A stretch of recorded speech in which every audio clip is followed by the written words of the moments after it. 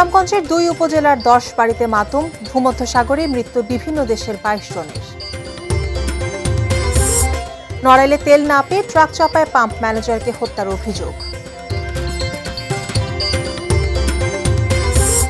এবং কৃষক কার্ড বিতরণ শুরু পহেলা বৈশাখে, প্রধানমন্ত্রী উদ্বোধন করবেন টাঙ্গাইলে।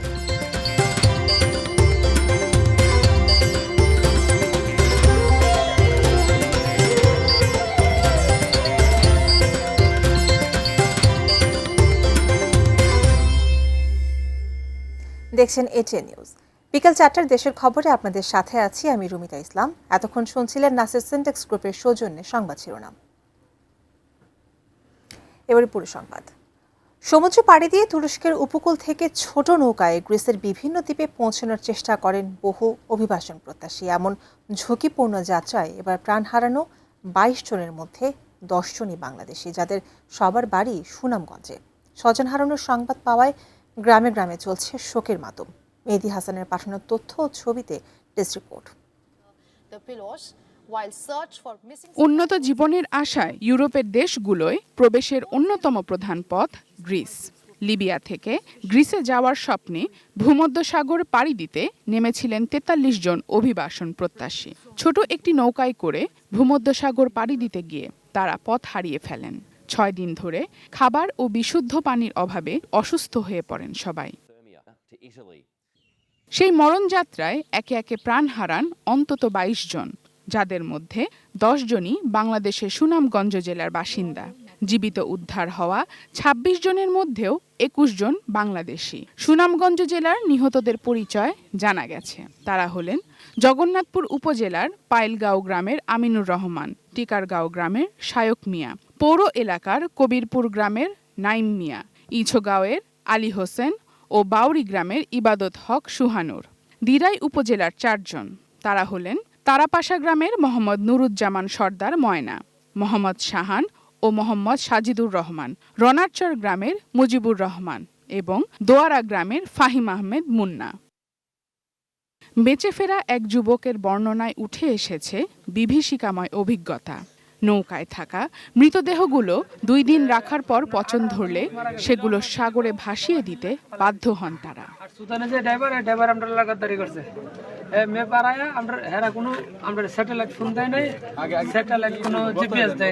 দালালের নাম হইল জসিমউদ্দিন, তার বাড়ি হইল দোয়ারা বাজার চাতক, এবং সে আমরা লোকে টেকার লেনদেন করছে। তার অ্যাকাউন্ট নাম্বার আছে, ব্যাংক অ্যাকাউন্ট নাম্বার আছে।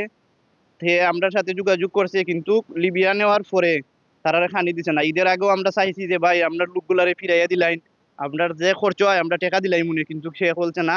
সুদানের লোক আছে, লিবিয়ার লোক আছে, তারা কিছু সমঝাই দিলে এরারে আর ফিরত আনা যায় না। স্বজনদের অভিযোগ, জনপ্রতি প্রায় ১২ লাখ টাকা নিয়ে দালাল চক্র তাদের এই ঝুঁকিপূর্ণ যাত্রায় পাঠান। উন্নত জীবনের আশায় যাত্রা শুরু হলেও তা শেষ হয় মৃত্যুর নির্মম বাস্তবতায়। Sharjana Ananya, desk report, ATN News. জ্বালানি তেলের মজুত রোধ ও নিরবিচ্ছিন্ন সরবরাহ নিশ্চিত করতে দেশের ১৯ ডিপোতে নজর রাখছে বিজিবি। রাজশাহীর ৩টি তেলের ডিপোতে ৩ প্লাটুন বিজিবি মোতায়েন করা হয়েছে। এই ৩টি ডিপো থেকে ৬৪টি ফিলিং স্টেশনে জ্বালানি তেল সরবরাহ করা হয়। এর মধ্যে সীমান্তবর্তী ৮ কিলোমিটারের মধ্যে ১২টি ফিলিং স্টেশন রয়েছে বলে জানিয়েছেন রাজশাহী বিজিবির অধিনায়ক লেফটেন্যান্ট কর্নেল রিয়াদ শাহরিয়ার। খুলনা ও সিলেটে জ্বালানি তেলের ডিপোগুলোতেও বিজিবি মোতায়েন করা হয়েছে। আতঙ্কিত হয়ে অতিরিক্ত জ্বালানি তেল কিনে কৃত্রিম সংকট সৃষ্টি না করার আহ্বান জানিয়েছে রংপুরের প্রশাসন। কুড়িগ্রামে তেলের সরবরাহ স্বাভাবিক রাখতে সব ফিলিং স্টেশন তদারকি করছেন নির্বাহী ম্যাজিস্ট্রেটরা। কৃত্রিম সংকটের কারণে চাঁপাইনবাবগঞ্জ জেলার ৩২টি পাম্পের মধ্যে হাতে গোনা কয়েকটি ছাড়া বাকিগুলো বন্ধ। এদিকে যানবাহন নিয়ে আজও চালকদের দীর্ঘ সারি দেখা গেছে নারায়ণগঞ্জের সিদ্ধিরগঞ্জ ও ফতুল্লার 4টি ডিপোতে।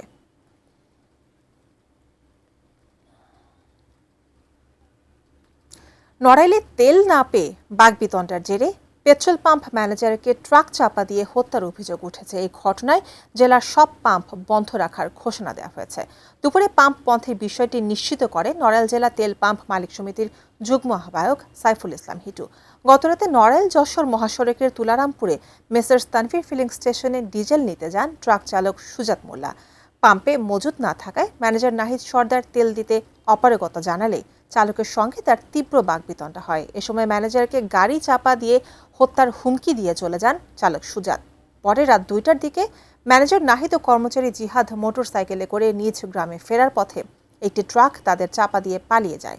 এতে ঘটনাস্থলেই নাহিদের মৃত্যু হয় আর পা ভেঙে যায় জিহাদ মোল্লার। আহত জিহাদকে ঢাকায় পঙ্গু হাসপাতালে ভর্তি করা হয়েছে। এখনও পলাতক রয়েছে ট্রাক চালক সুজাত। পরিত্যক্ত অবস্থায় বেনাপোল থেকে ট্রাকটি জব্দ করেছে পুলিশ। বাংলা নববর্ষে শুরু হচ্ছে কৃষক কার্ড বিতরণ। প্রধানমন্ত্রী তারেক রহমান প্রথম দিন টাঙ্গাইলে এই কর্মসূচি উদ্বোধন করবেন। প্রথম দফায় কার্ড পাচ্ছেন 21,500 কৃষক। আজ সচিবালয়ে কৃষক কার্ড চালুর বিষয়ে গঠিত কমিটির কার্যক্রমের সর্বশেষ অগ্রগতি পর্যালোচনা সভা অনুষ্ঠিত হয়। এতে সভাপতিত্ব করেন প্রধানমন্ত্রী তারেক রহমান। সভা শেষে জানানো হয়, নির্বাচনী প্রতিশ্রুতি পূরণ করতে 1 বৈশাখ বা 14 এপ্রিলে প্রধানমন্ত্রী আনুষ্ঠানিকভাবে কৃষক কার্ড তুলে দেবেন। পাইলট প্রকল্পের আওতায় 11টি উপজেলায় এই কার্ড দেওয়া হবে। এগুলো হলো টাঙ্গাইল সদর, পঞ্চগড় সদর, বগুড়ার শিবগঞ্জ, ঝিনাইদহের শৈলকুপা, কক্সবাজারের টেকনাফ, জামালপুরের ইসলামপুর, রাজবাড়ীর গোয়ালন্দ এবং কুমিল্লার আদর্শ উপজেলা।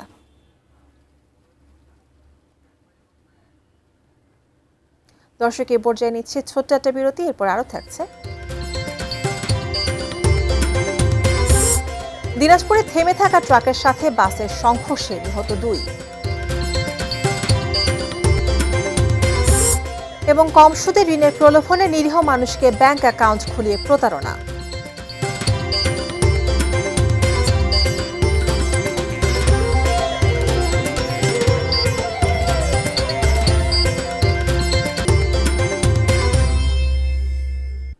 বিরতি পর আবার আমন্ত্রণ দেশের খবরে।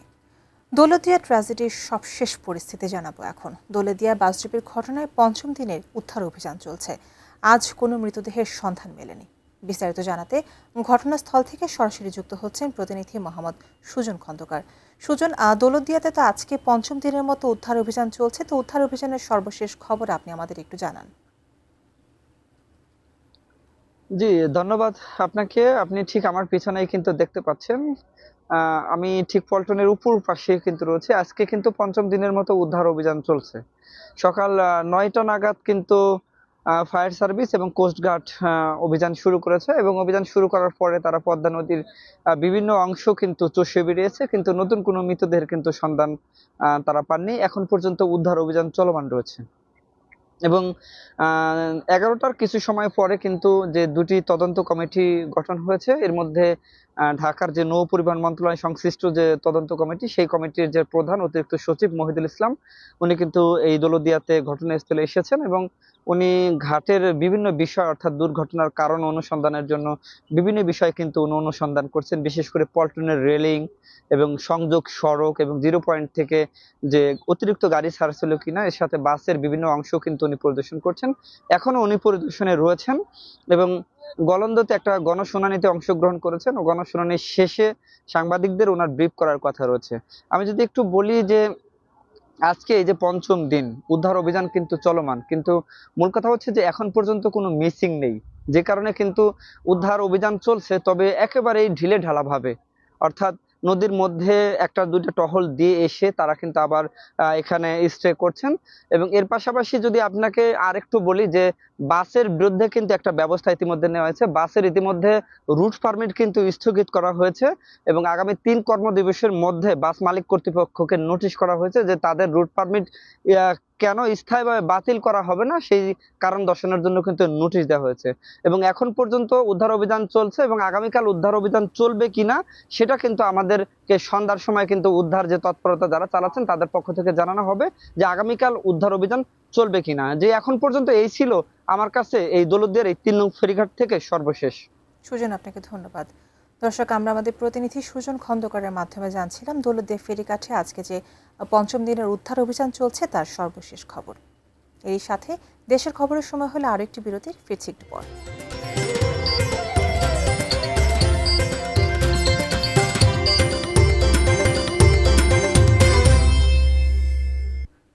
দর্শক, বিরতির পর আবারও আমন্ত্রণ দেশের খবরে। দিনাজপুর গাইবান্ধা মহাসড়কে বাস ট্রাকের সংঘর্ষে 2 জন নিহত এবং অন্তত 10 জন আহত হয়েছেন।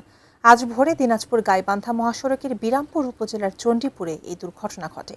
বিরামপুর থানা ভারপ্রাপ্ত কর্মকর্তা আমির হোসেন জানান, সড়কের পাশে দাঁড়িয়ে থাকা একটি ট্রাকের সাথে পঞ্চগড় থেকে ঢাকাগামী হেরিটেজ ট্রাভেলস নামের একটি বাসের মুখোমুখি সংঘর্ষ হয়। এতে ঘটনাস্থলে বাসের হেলপার ও এক যাত্রী নিহত হন। নিহত যাত্রী মোশাররফ হোসেন বাবু মুন্সিগঞ্জের শ্রীনগর উপজেলার আরিখাল এলাকার বাসিন্দা, আর বাসটির হেলপার রাজুল ইসলামের বাড়ি দিনাজপুরের কাহারোলে। আহত যাত্রীদের বিরামপুর ও ফুলবাড়ী উপজেলার স্বাস্থ্য কমপ্লেক্সে ভর্তি করা হয়েছে। কেউ অটোরিকশা চালক, কেউ দিনমজুর, কেউ গৃহিণী, আবার কেউ করে না কিছুই, অথচ তাদের ব্যাংক অ্যাকাউন্টের লেনদেন হয়েছে লাখ লাখ টাকা। আর্থিক প্রলোভন আর কম সুদে ঋণ দেওয়ার প্রতিশ্রুতি দিয়ে খোলা হয়েছে এসব অ্যাকাউন্ট। হয়েছে অবৈধ লেনদেন, পরে মামলায় ফেঁসেছেন নিরীহ মানুষ। ঠাকুরগাঁও প্রতিনিধি এমএস আমাদের রিপোর্ট। ঠাকুরগাঁও পৌর শহরের চানমারি এলাকার আলামিন অটোরিকশা চালান। তার সামান্য আয়ে চলে সংসার। সরল বিশ্বাসে স্ত্রী ভাই সানি ও তার সহযোগী মেহেদির কথাই খুলেন ব্যাংক অ্যাকাউন্ট। বিনিময়ে পান 500 টাকা। কয়েকদিন পরে চেক বই আর এটিএম কার্ড হাতিয়ে নেয় মেহেদি। কোনো লেনদেন করেননি আলামিন, অথচ হঠাৎ বাড়িতে আইনি নোটিশ। তার অ্যাকাউন্টে নাকি অবৈধ লেনদেন হয়েছে প্রায় কোটি টাকা। কান্নায় পড়ে গেছি। পরে ডিবি বলল যে কান্দে তো লাভ নাই, ভুল যখন করে ফেলাছে এখন একইভাবে মেহেদির প্রতারণা জালে ফেসেছেন একই এলাকার গৃহিণী সাবিনা ইয়াসমিন। তার নামেও খোলা হয় দুটি ব্যাংক হিসাব। তাতে চক্রটি 1 মাসে লেনদেন করেছে 10 লাখেরও বেশি টাকা। মেহেদি আসছিল আমাদের কাছে, আসার পর মনে করেন লেনদেন যে করছে আমরা এটা সম্পর্কে কিছু জানি, যে টাকা যে আমাদের কাছে এরকম করে যে অ্যাকাউন্ট খুলে নিছে সেই সম্পর্কে কিছু বলেনি, ভাঙ্গি। অভিযুক্ত সানি জানান, অনলাইনে পরিচয়ের পর সখ্য গড়ে তোলেন চক্রের হোতা মেহেদি হাসান। প্রত্যেক অ্যাকাউন্টের বিপরীতে 5 থেকে 7,000 টাকার প্রলোভনে ছাই দেন সানি। সরল জবাব তার, তবে এখন খোঁজ নেই মেহেদির, মিলছে না মুঠোফোনেও। মূল অভিযুক্ত মেহেদির সহযোগী গ্রামের নিম্ন আয়ের মানুষের সরলতার সুযোগ নিয়ে এসব অ্যাকাউন্ট খোলেন। কম সুদে ঋণ দেওয়ার প্রতিশ্রুতিতে খোলা হয় 4 থেকে 5টি ব্যাংক হিসাব। পরে হাতিয়ে নেওয়া হয় মোবাইল সিম ও এটিএম কার্ড। কোন রকম ঋণ পান না তারা, অথচ অজ্ঞাতে অবৈধ লেনদেন হয় লাখ লাখ টাকা। আমাদের কাছে ব্যাংকের কার্ডটা নিছে আর সিম নিছে একটা, ওগুলা নিয়ে গেছে। খালি আমাদের কাছে খালি আছে চেকগুলা। 8-10 লাখ টাকা দিবে, 4টা অ্যাকাউন্ট করাইছি। অ্যাকাউন্ট করায় ফাইল জমা দিচ্ছে, অমুক করছে তমুক করছে, এই সপ্তাহে হয়ে যাবে, ওই সপ্তাহে হবে, এইভাবে সপ্তাহে শেষ হয় না। অনুসন্ধানে জানা যায়, এই প্রতারক চক্রের মূল হোতা মুজিবর ও তার সহযোগী জীবনেরও দাবি সরলতার সুযোগ নিয়ে ফাঁসানো হয়েছে তাকে। হ্যাঁ, ফাঁসে দিছে, এখন ধরার ব্যবস্থা করিবা হবে। এমএস আওয়াজ, এটিএন নিউজ, ঠাকুরগাঁও। দর্শক, শেষ করব দেশের খবর, তবে তার আগে নাসের সিনটেক্স গ্রুপের সৌজন্যে শিরোনামগুলো জানিয়ে দেব আরও একবার। সুনামগঞ্জের 2 উপজেলার 10 বাড়িতে মাতম, ভূমধ্যসাগরে মৃত্যু বিভিন্ন দেশের 22 জনের। নড়াইলে তেল না পেয়ে ট্রাক চাপায় পাম্প ম্যানেজারকে হত্যার অভিযোগ। কৃষক কার্ড বিতরণ শুরু পহেলা বৈশাখে, প্রধানমন্ত্রী উদ্বোধন করবেন টাঙ্গাইলে। দিনাজপুরে থেমে থাকা ট্রাকের সাথে বাসের সংঘর্ষে নিহত 2। এবং কম সুদে ঋণের প্রলোভনে নিরীহ মানুষকে ব্যাংক অ্যাকাউন্ট খুলিয়ে প্রতারণা।